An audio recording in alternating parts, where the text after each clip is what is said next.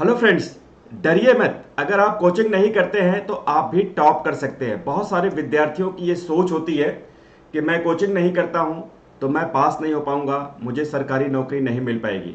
साथियों, एक बहुत बड़ा ऐसा धारणा बना हुआ है स्टूडेंट्स के अंदर कि वे सभी लोग सरकारी नौकरी नहीं कर पाएंगे अगर कोचिंग नहीं कर पाएंगे तो। साथियों, मैं उन स्टूडेंट्स के लिए एक बहुत ही इंपॉर्टेंट बातें बताने जा रहा हूं जो लगातार मेहनत कर रहे हैं, लगातार पढ़ाई कर रहे हैं, फिर भी वो असफल हुए जा रहे हैं। उनके अंदर कॉन्फिडेंस नहीं आ रहा है, विश्वास नहीं आ रहा है और उनको सरकारी नौकरी नहीं मिल पा रही है। सबसे पहले एनालिसिस का प्रश्न ये है कि क्या सभी स्टूडेंट्स को सरकारी नौकरी मिल जाती है? तो इसका पहले आपको आंसर मैं बता दूं कि हमारे देश में लाखों स्टूडेंट्स पढ़ाई कर रहे हैं, लाखों स्टूडेंट्स कंपटीशन की तैयारी कर रहे हैं और उसमें से कुछ स्टूडेंट ही क्यों सेलेक्ट हो पाते हैं और ज़्यादातर लोग नहीं सेलेक्ट हो पाते हैं। इसमें निराश होने की बात नहीं है। अगर ज़्यादातर लोग उस कार्यों को करते हैं जिसको वो कुछ लोग करते हैं तो वो ज़्यादातर लोग भी सेलेक्ट होना शुरू हो जाएंगे और सरकार को नौकरी देनी पड़ेगी और आपके लिए नौकरी को मोहताज नहीं होना पड़ेगा, नौकरी को ढूंढना नहीं पड़ेगा। लेकिन कुछ खास स्ट्रेटजीज आपको अपनानी पड़ेंगी साथियों। वो स्ट्रेटजी मैं आपको यहाँ पे शेयर करने जा रहा हूँ। बहुत सारे स्टूडेंट्स फ़ोन करते हैं, कॉल करते हैं, बताते हैं कि हम लगातार थक चुके हैं, हम कई अटेम्प्ट आईएएस का दे चुके हैं, पीसीएस का दे चुके हैं, हम बीएड कर चुके हैं, लगातार टीचिंग भर्ती परीक्षा की तैयारी कर रहे हैं, हमारा नहीं हो पा रहा है। कई बार तो गवर्नमेंट जो है वैकेंसीज नहीं निकालती हैं और इसके कारण जो है बहुत ज़्यादा डिले हो जाता है। बहुत सारे स्टूडेंट्स को एज लिमिट के चलते हुए जो है उनकी नौकरियां नहीं लग पाती, उनका एज ओवर हो जाता है। कोई 30 साल से ऊपर हो जाता है, कोई 35 साल से ऊपर हो जाता है, कोई 40 साल से ऊपर हो जाता है, तो उनको नौकरियां नहीं मिल पाती है। एक तो डिले स्ट्रेटजी जो होती है गवर्नमेंट की, उसके शिकार बहुत सारे लोग होते हैं। मतलब यहाँ पे एक व्यवस्था के अंदर कमी होने के कारण स्टूडेंट्स को उसका भुगतान भुगतना पड़ता है, जिसके कारण उनको सरकारी नौकरी नहीं मिल पाती है। एक पहला रीजन है। मैं आपको यह भी बताऊंगा कि कैसे मिलेगी। आप ध्यान से इस वीडियो को बस सुनते रहिएगा, समझते रहिएगा।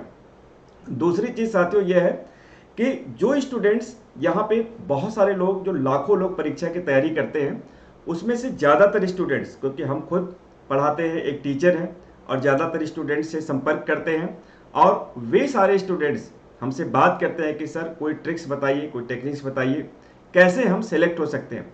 तो साथियों यहाँ पे जो है उन स्टूडेंट्स के लिए एक बहुत ही इंपॉर्टेंट यहाँ पे बात है कि बहुत सारे स्टूडेंट्स ये बोलते हैं कि मैं भाग्य आजमाने के लिए जो है जरूर बैठूंगा, मैं एक बार आईएएस की तैयारी करूंगा, मैं एक बार पीसीएस की तैयारी करूंगा, मैं भी बीएड करूंगा, मैं भी टीचर बनने की कोशिश। साथियों, जहां पे आप ये सोचते हैं कि मैं भी तैयारी करूंगा, मैं भी कोशिश करूंगा, आप कभी भी जो है सफलता से बहुत दूर है। आप ये सोचिएगा कि आपको सफलता जल्दी से नहीं मिलने वाली है। बहुत ही सीधी बात बोल रहा हूं, सॉरी टू से, लेकिन आप बुरा मत मानिएगा, मैं बहुत ही रियलिस्टिक बात बता रहा हूं। आप सभी लोग, जितने भी स्टूडेंट भाग्य आजमाने के लिए आप सभी लोग परीक्षा में बैठते हैं, ज़्यादातर लोग नहीं सफल हो पाते हैं।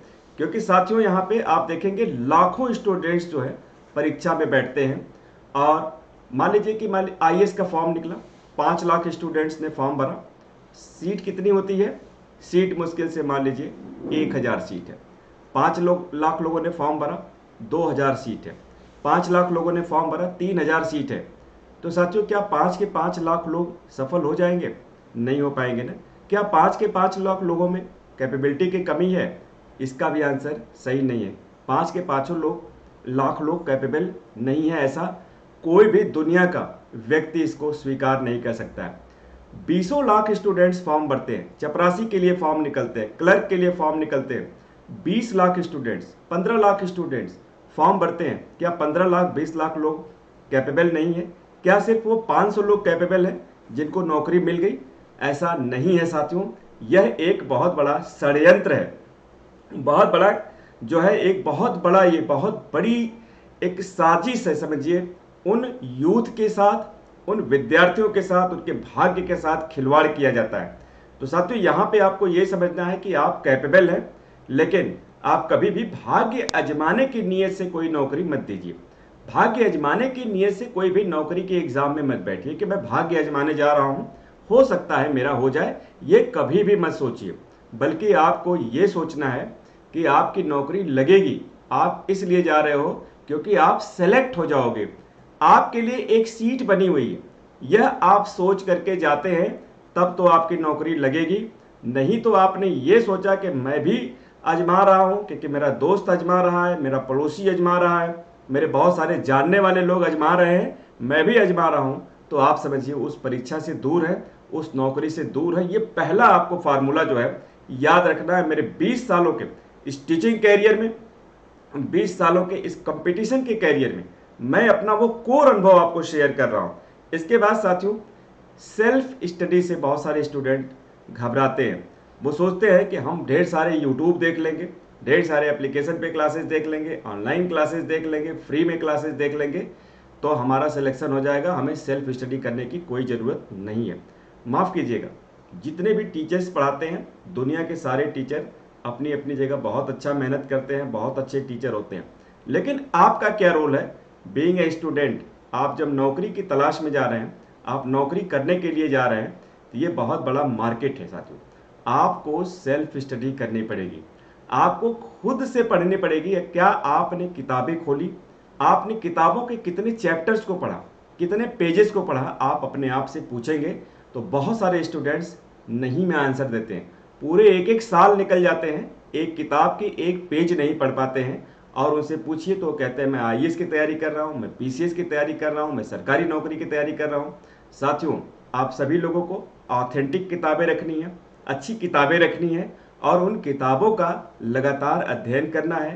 क्वेश्चंस पेपर्स को आपको एनालिसिस करने हैं, आपको अपने पे टाइम देना। एनालिसिस करने का ये मतलब नहीं कि आप किसी कोचिंग में पहुंच गए, किसी टीचर के पास पहुंच गए, किसी जगह पे पहुंच गए और एनालिसिस कर रहे हैं।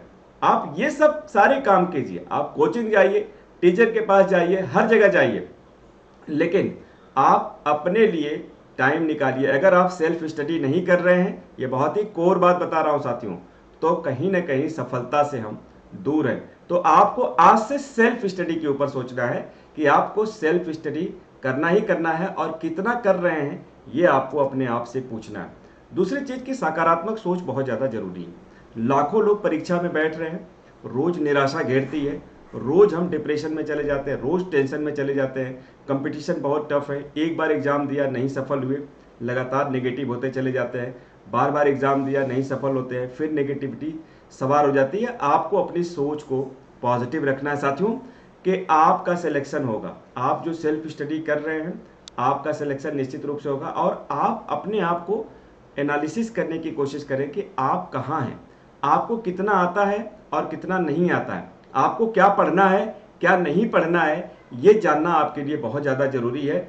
और अगर ये सारे आप ट्रिक्स अपनाते हैं तो आपके लिए सीट है, आप सबसे पहले सेलेक्ट होंगे साथियों। तो ये चैनल आपको अच्छा लगा साथियों, अगर ये वीडियो अच्छी लगी तो चैनल को सब्सक्राइब कीजिएगा। आगे भी लगातार हम आपके साथ एजुकेशनल वीडियोस लेकर के आते रहेंगे। Thank you.